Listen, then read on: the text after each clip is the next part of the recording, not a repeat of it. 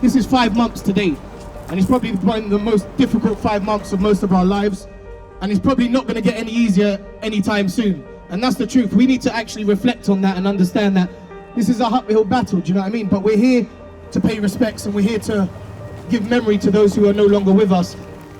We will gather together Grenfell residents, the bereaved families, and the community to show that we will not forget what happened on the 14th of June.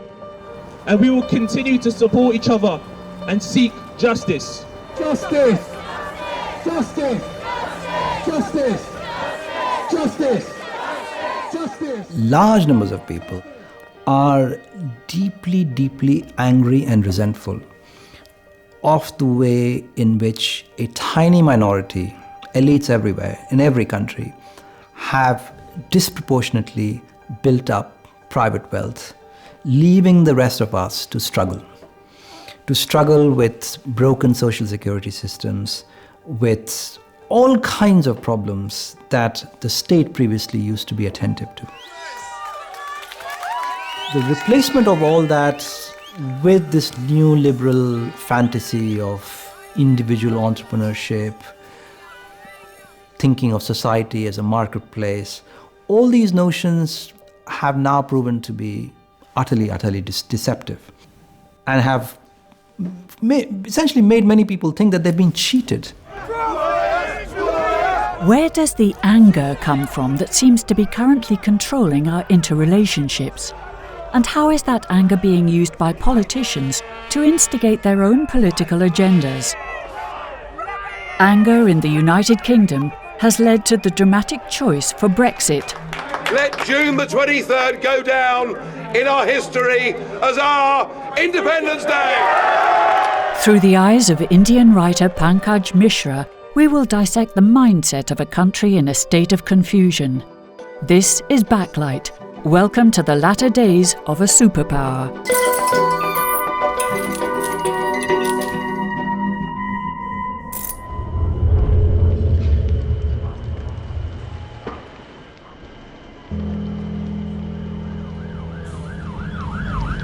On the 14th of June 2017, the residents of a high-rise apartment building in London were confronted with a devastating fire. Well, it's a towering inferno, isn't it? How is that possible? It's jumped up all the way along the flats. Look. Oh my God. There were 71 fatalities, and many others were left wounded. I was asleep. I was meant to have work the next morning, and one of my family members was knocking on my door, shouting that there was a fire. So in my head, just waking up, I thought there was a fire in my own house. So I woke up in a panic. There was no fire.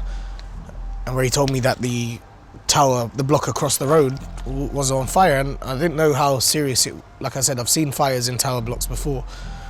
And then so I came out of my house quickly, and I could just see smoke in the air. And I looked up, and the entire building was completely covered in flames, like completely covered. It felt like war. We felt this place was a war zone. We're so close.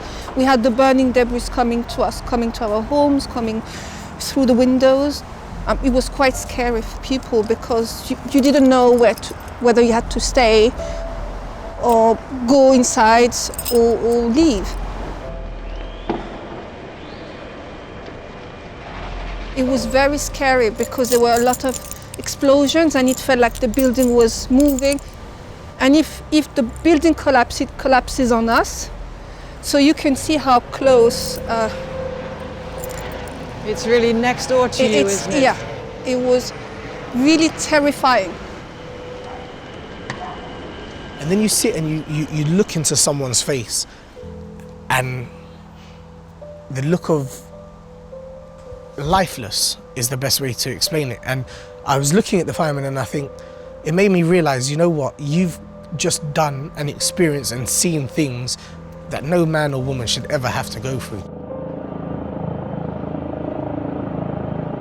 I saw people jumping. I heard, sorry.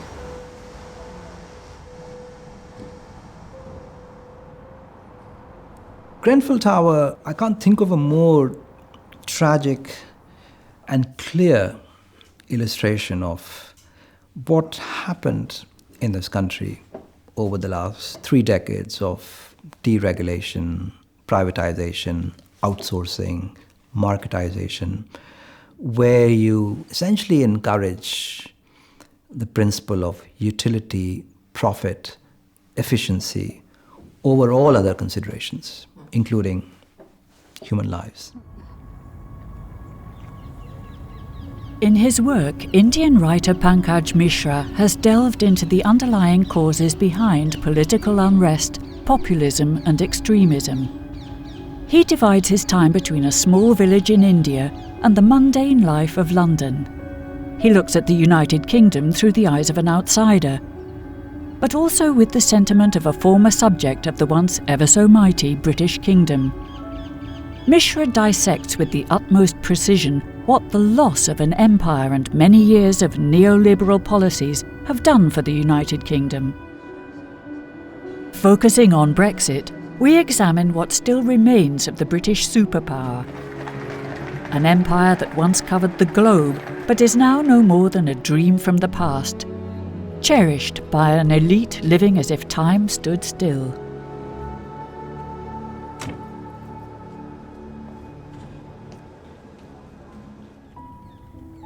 I came in 1995 when I was 26 years old. And, for a long time, if you grow up in a country like India, you have a certain image of England. Obviously, because the country was colonized, the British were there for more than 2 centuries. So you have a very specific image of this country, of imperialists who traveled around the world, who established colonies in remote places like Australia, who exported their civilization to remote parts of the world. And when I came here, what surprised me was how, first of all, Americanized British culture had become, political culture, literary culture, how much of dependence there was in all kinds of ways that in politics, in literature, people were looking to the United States as a kind of model. This has started, of course, in the 1980s with this symbiosis of Reagan and Thatcher, a kind of ideological unity, shared ideas, shared ideologies. The way the British economy had been re-engineered, the stress that had been placed on deregulation, privatization, which of course then traveled around the world.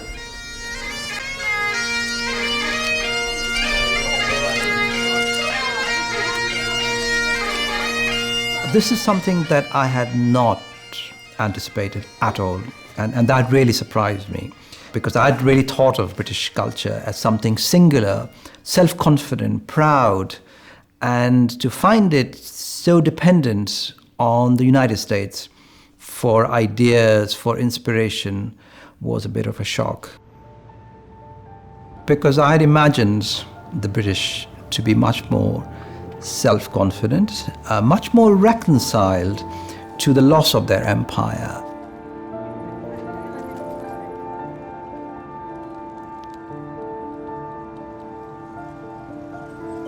This is a very conservative country in the end. We've had essentially an imperial elite, and it has promised to the masses that you can also be a member of this elite. So it has been very accommodating, it's been very capacious, but it's never really had any incentive to examine its most deeply felt, deeply cherished myths. And those are largely about empire.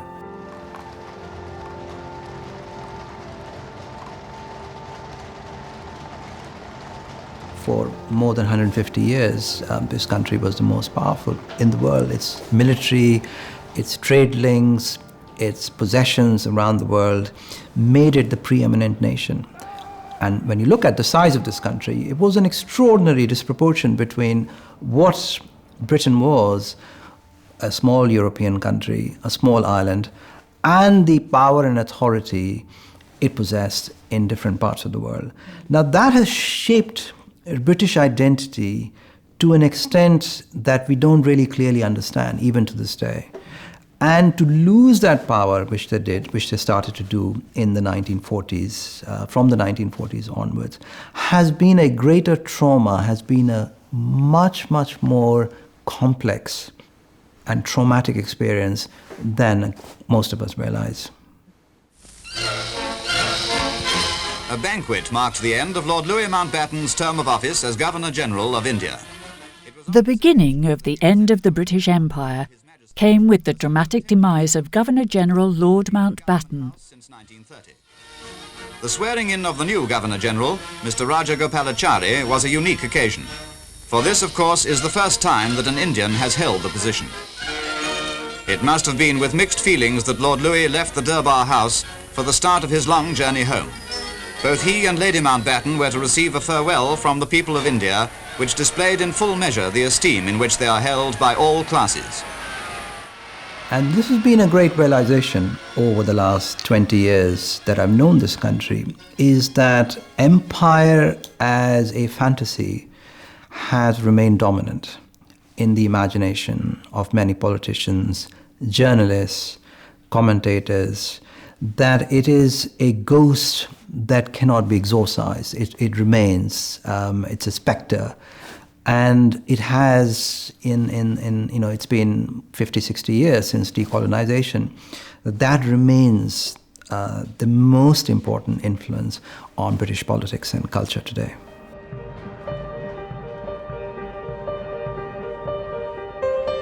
And if you look around in London, where can you find this idea or this image of grandeur that they still think exists? Well, you mostly find it in the political elite, who have come out of elite institutions, who belong to elite networks, and who still live by these notions of Britain being great once upon a time and how it can be made great again. A lot of what happened during the Brexit campaign, for instance, was very directly connected to this fantasy some very powerful, influential people in this country have had about Britain regaining its imperial vigor. If not through affiliation or partnership with the United States, then on its own. They are charming, these rituals of self-affirmation, I have to say. One remnant from the glorious past is the yearly inauguration of the Lord Mayor of London.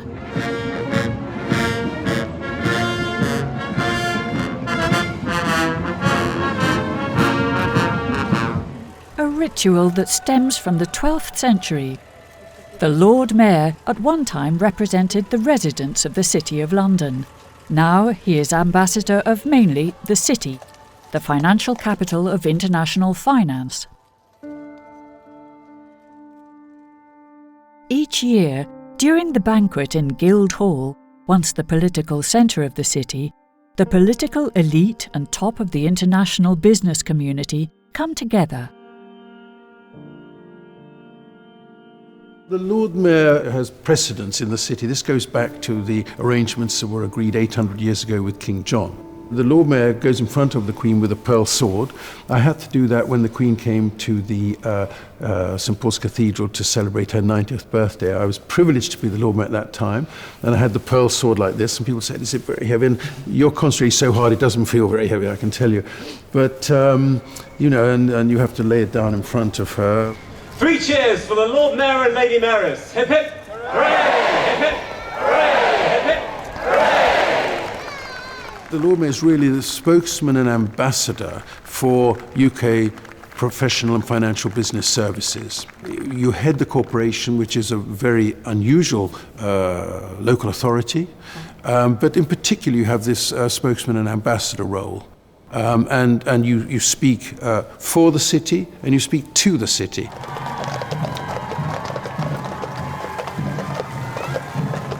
How important is tradition here in this whole Well, I system? think it's a great strength, and therefore it is part of the fabric. But I think, the city is a very innovative, very modern, very fast place, so that it's part of everything. But I think It certainly doesn't hold us back.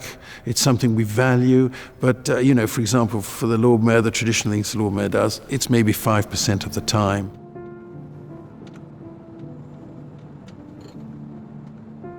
The Lord Mayor is a purely ceremonial post. It is really meant to essentially keep alive a tradition of ceremonies that England excels in. So you have a man dressed in that costume, a couple of white wigged figures around him, all denoting a long past, a long tradition that never dies in this country. That is the function of the Lord Mayor, to represent continuity. He has no responsibilities whatsoever. He has no powers whatsoever, really. I mean, apart from ceremonial responsibilities. Britain has always excelled in pomp and circumstance, big ceremonies, Scottish bagpipes. I saw some of them in India growing up. Wherever they went, the British, they exported these rituals and these ceremonies. And in many parts of the world, you still see them. A way of dressing, a way of conducting a particular ceremony and ritual. This is part of the elitism I was speaking about. It's a way of being in the world that consists of all kinds of attitudes, all kinds of rituals, all kinds of ceremonies, from cricket to Lord Mayor's ceremony, to a certain way of cutting your coat, of wearing tweed. All of this is part of this package of elitism.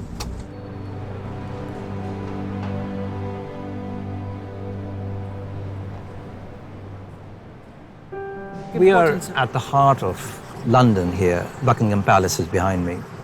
And again, I think so much of British identity has been consolidated through a certain kind of urban architecture, especially statues of this kind, particularly the one in front of me. This is a man called Lawrence of Punjab, who was one of the British officials in North India. When the mutiny erupted, these were Indian soldiers who basically rebelled against their British officers, and then the rebellion spread across North India. And this figure was one of the people leading the suppression of the mutiny. So he was guilty of what we would call today incredible range of war crimes. So it's always a strange shock to walk in these parts and see a statue of this man who I grew up in India thinking of as essentially a cruel imperialist. Indians have built their identity on anti-imperialism. I grew up in India learning that the British were great villains, that they destroyed India. Likewise, people in China. Their idea of Britain is very different from the fantasy people have about themselves here. So there's a big gap between what people think about themselves in Britain and how Britain is perceived in large parts of the world. Boris Johnson is being chaperoned by the British ambassador. This is the biggest bell. During a state visit to Myanmar, one of the former British colonies, Minister of Foreign Affairs Boris Johnson could not resist mentioning the glorious days of the colonial past. Bells, they say. We got one bell. Come you back, you English soldier. You remember that too. The fragments are from the pro-colonial classic poem about Burma called Mandalay by Rudyard Kipling.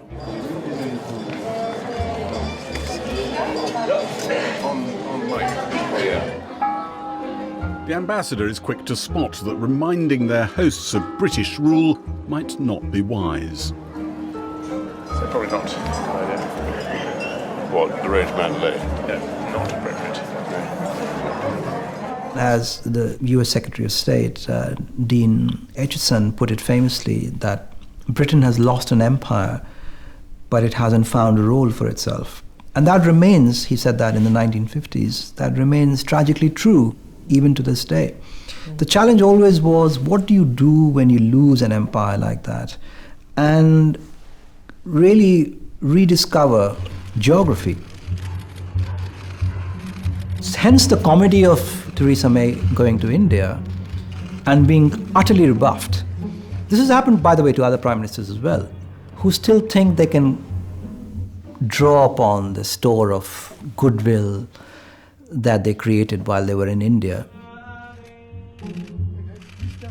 She went to India soon after the Brexit vote, realized this notion of what was called here Empire 2.0, that we can again become great again by bringing our Commonwealth brothers and sisters together. She realized that the world had moved on, that it draw upon the store of goodwill that they created while they were in India, and that the world outside had very different images of Britain.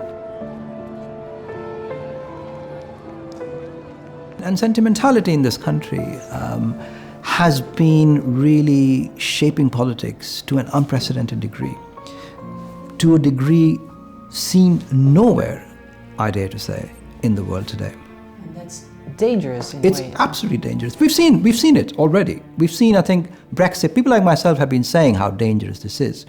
This view of empire, this fantasy, these inflated notions of one's importance, self-importance, that these are not just harmless conceits, that they can have a fatal consequence. And we saw then last year in the form of Brexit, that a country essentially was forced down a very perilous path, which could really have disastrous effects on this country's politics, on this country's economy, and indeed the future of many people living in this country today.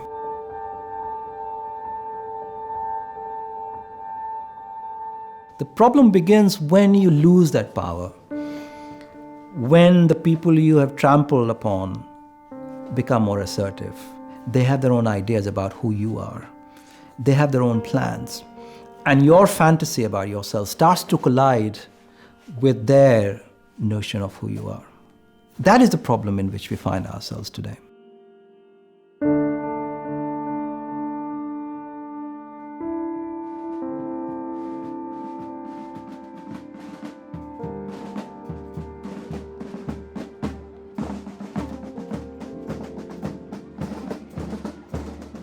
It is a sign of arrogance. It is a sign of provincialism. And this is what happens with power. Power makes you provincial. It really narrows your mind. You feel you don't need to enter the worldview of your victims, the worldviews of the weak, the worldviews of the powerless, because you can do things with your power and you don't have to listen to what other people are saying.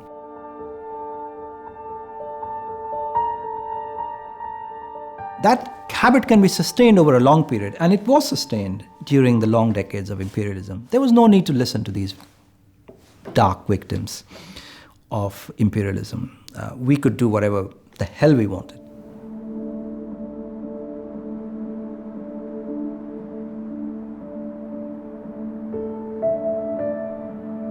The residents of Grenfell Tower are still searching for answers some 5 months after the fire.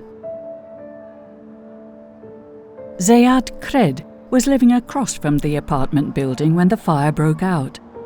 He was one of the first to come to the aid of the victims.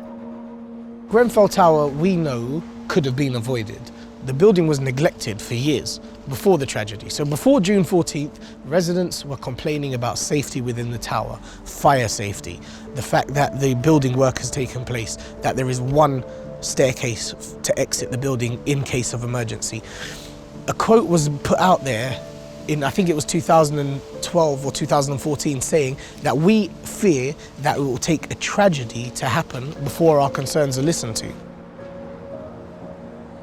As one of the last bastions of social housing, Grenfell Tower stood in the middle of a neighbourhood for millionaires. So the Grenfell Tower is essentially social housing.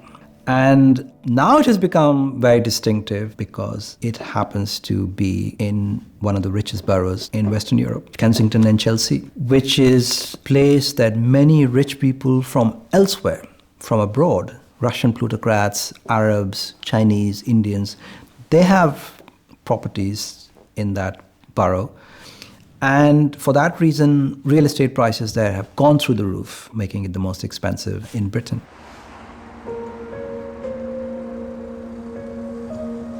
In this area, in the last 20 years, we've been ignored, set aside, and every time we raised concern, nobody really listened.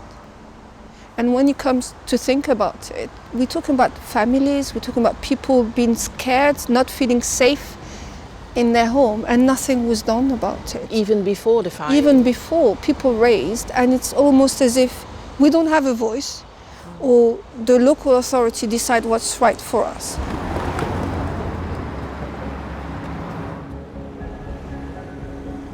These people who are making the decisions have never lived like us. They've never even stepped foot into social housing. They haven't smelt urine in the staircase or seeing crackheads in your staircase taking drugs. They've never experienced that. So how can you really make decisions to benefit us if you've never lived like us? That is the biggest problem we have. But then Theresa May did come to your area to talk with you. So Theresa May, if we talk about Theresa May, she came to the area 3 or 4 days after the tragedy. When she did come 2 days after the tragedy, she didn't spend a single minute with anyone from the community. She came to see the firemen at the bottom of the tower and left within 20 minutes or so. It's a publicity stunt. It's oh, I'm the Prime Minister, I must come here and be seen to do something. If you really care about this community and the people here, you should have made an effort from day one. Out the way.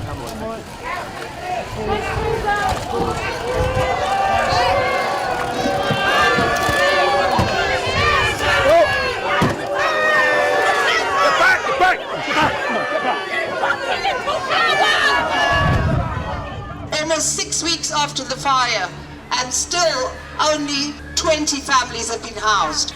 People are still sleeping on the floor in the Westway Centre. So when we talk about a public inquiry, there should also be an inquiry as to how a council can absolutely abdicate its responsibility towards its local citizens. I'm here today because I stood and watched the building burn down. We were prevented from going into the building to save innocent children. If a society cannot care for the vulnerable, what type of society is that? The failings of our government and our local council, that made me realise how much of a failing the Grenfell Tower fire was and how serious it was. Because for an establishment and for an organisation to go into hiding after a tragedy like that, all that says to me is you are covering something that you have done wrong here. So you have a borough where rich people have vacation homes, and then you have the social housing where some of the poorest people, many of them immigrants, live. This, in the larger scheme of things, looking at it from an authority's point of view, this is an eyesore. This is not something they want. Really, ideally, if they could do away with it, they would. They can't do it. Social housing, it'll be bad for PR and everything.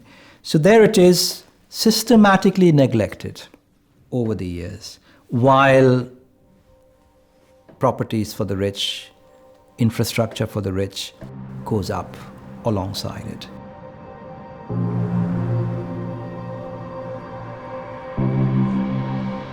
And just before Grenfell, this local authority was looking at perhaps knocking down our building to rebuild different type of properties, and it's more advantageous for them to sell the properties or to get private landlords.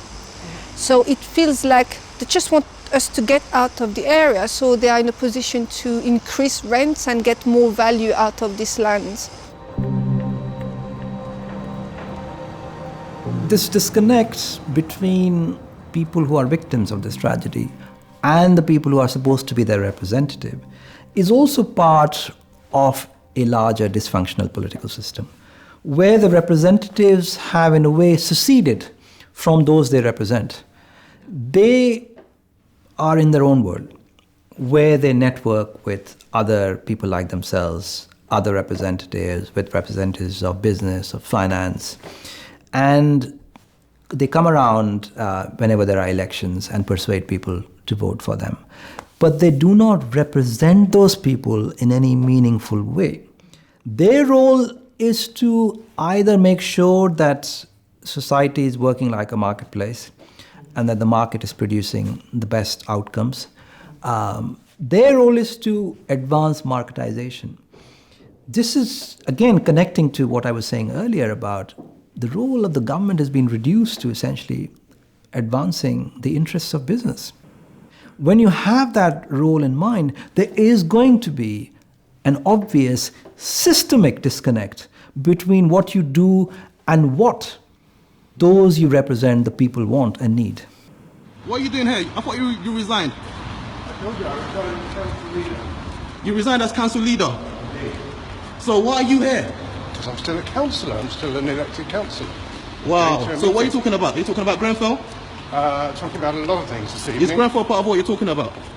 I'm going to a meeting with colleagues. When I know. Are you talking about Grenfell? I'm a Grenfell survivor. I need to know if you're talking about us. I'm sure that will be on the agenda. So basically, you're still working and you're still doing stuff about Grenfell? Very upset about it indeed. You're not upset because you haven't shown no emotions. You haven't shown nothing. No, you're not. It has become an entrenched political culture. So we are, in a way, looking at a crisis of democracy. The democracy is ceasing to work for many people here. People feeling that they're not represented, and that this system of elections, of parliaments, has its own logic and its own dynamic, which excludes ordinary people. Okay, then. The distance between the public and the political caste meant to represent them has resulted in unrestrained rage towards the elite, the cosmopolitan elite as Mishra describes them, who are to blame for everything, and who, according to Mishra, have for decades chanted the mantra of the free marketplace. The masses are now turning on the elite as they feel they are victims to deregulation and globalization, and because they no longer feel represented by the controlling power brokers, a sentiment picked up all too eagerly by the Brexit campaign. What was extraordinary about the Brexit campaign is that the country's traditional elite, which is the Conservative Party, the party of landowners, of industrialists, they, at least some people, not the entire party, managed to convince people here, at least a significant part of the electorate here, that the real villains are these technocrats in Brussels. Those are the cosmopolitan elites that are undermining this country, and indeed their agents here in the city, at the Financial Times, in the economy. So these sort of elites became the villains in this particular narrative. We are also being undermined by a rather shadowy bunch of people. Hedge fund managers, elitist lawyers, secretive businessmen, who are going off to the courts to try and find loopholes, to try and prevent the voice of the British people from being heard, and we're not going to let them succeed either. What we see now is a kind of split, where one part of the elite, which was very much part of, let's not forget, this is the same Conservative Party that floated the idea of deregulation, privatization. What does it have to say to people who are angry and frustrated right now? This is what they're trying to say. Your troubles are due to immigration, because of foreigners, because of the European Union, because of Brussels, because of technocrats. Trust in us. We're going to restore Britain to its great imperial power that it once enjoyed. And you need to start distrusting these citizens of nowhere, these rootless cosmopolitans, these technocrats who have been enriching themselves all this time. That is the rhetoric. You look at some of these fat cats who go into dancing, lobby the government tell the government that they're going to support Remain. What do they know? What do they know of the impact of immigration on school places and hospital waiting lists and GP surgeries? They know nothing about it. They know absolutely nothing about it. So we have to understand this as a particular rhetorical political maneuver. You offer a new narrative, or sometimes a refurbished narrative of imperial power, of imperial glory, on emphasizing certain aspects which were not so important in the past.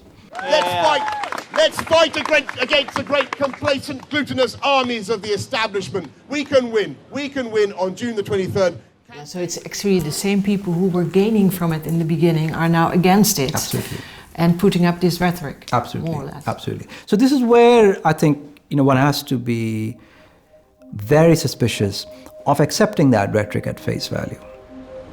People who are claiming to be nativists today, or people who are claiming to be more English than everyone else, these are people already embedded in various global networks, beneficiaries of those. And they are the elites. They are the elites themselves, yes. One has to understand these contradictions, not in sort of some kind of either-or way, but as an attempt by an elite that feels itself threatened to come up with a new ideology, come up with something that can persuade large numbers of people in this country to keep them in power. And that is why I think, they will resort to this imperial fantasy. They will get in bed with cosmopolitan elites if they need to, while at the same time denouncing them in public. But it is essentially a scramble for power. This is something we have to understand.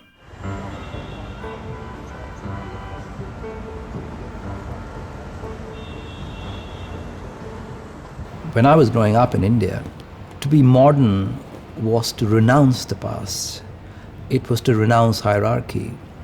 It was to believe that the hierarchies of the past, whether of caste or class, was something to be done away with. It was to be truly equal, or to aspire towards an egalitarian society. 115, please. Thank you. When you're on the top of your social hierarchy, you're never really aware of how it feels to be at the bottom. So I think it's actually really important for Indians to expose themselves to situations where they are the ones at the bottom.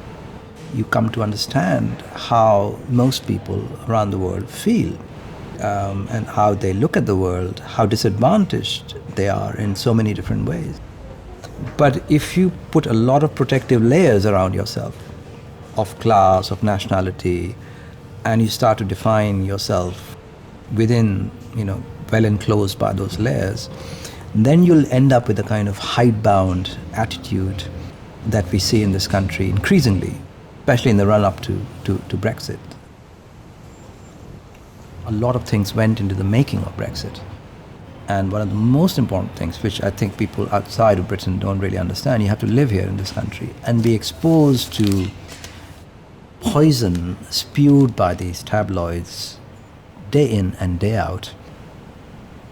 You can open practically a tabloid like the Daily Mail or the Sun any day, and you will find some instance of Islamophobia, anti-immigrant sentiment, all kinds of crude, vulgar sensationalism, mostly about foreigners, how dodgy they are, how unreliable, how we need to do our own thing. Look at this, for instance. Just to give you a sample. If you buy the newspaper tomorrow, you'll see an image like this again, and the day after, and the following days. Every edition. So if you're exposed to this poison day in and day out, in the best of circumstances, you'll come to believe that Britain is a country besieged by dark-skinned foreigners, immigrants, Muslims, that we are being cheated, we are being deceived, these people are taking over our country. All the sentiments that went into Brexit. No more! more! No more oppression by Islam!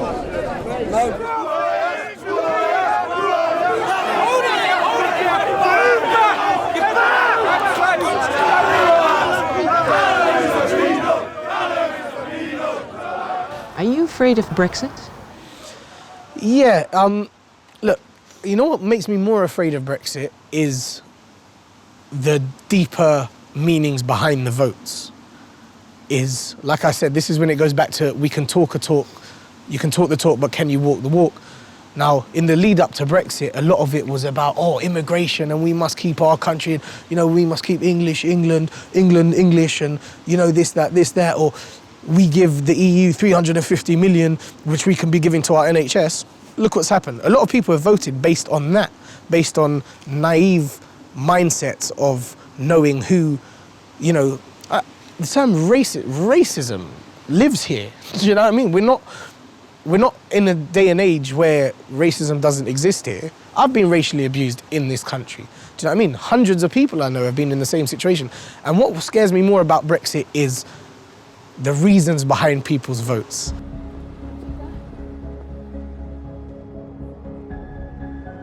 And it took a long time.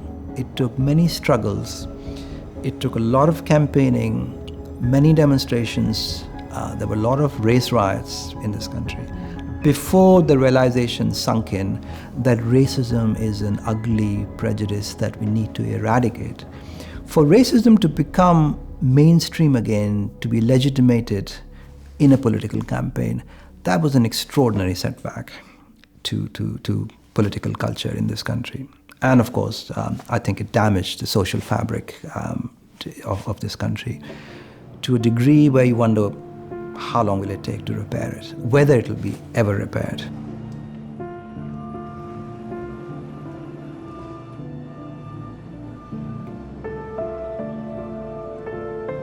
Brexit is a fact of life. There's no way back anymore. How do you see the future of Britain? What will come out of this? Well, it's very difficult to have a very optimistic view of Britain's future right now, as we speak, because the possibility that negotiations over Brexit might collapse tomorrow is very real today. So it's very difficult to think ahead and imagine a future where this crazy, mad rush to make Britain independent, autonomous, self-sufficient will be checked by some kind of political shock, some kind of political movement which says, enough with this, enough with this. We need to have some rationality in our policy, in our worldview. Right now it's very difficult to see how that can happen. But it's looking very bleak.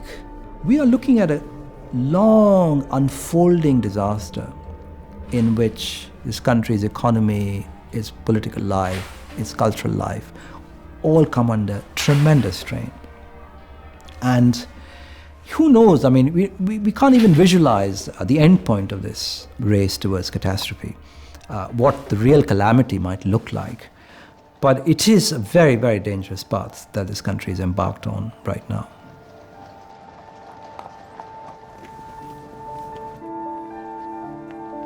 And can it still be changed? I think it can is be. there still a way back? You know?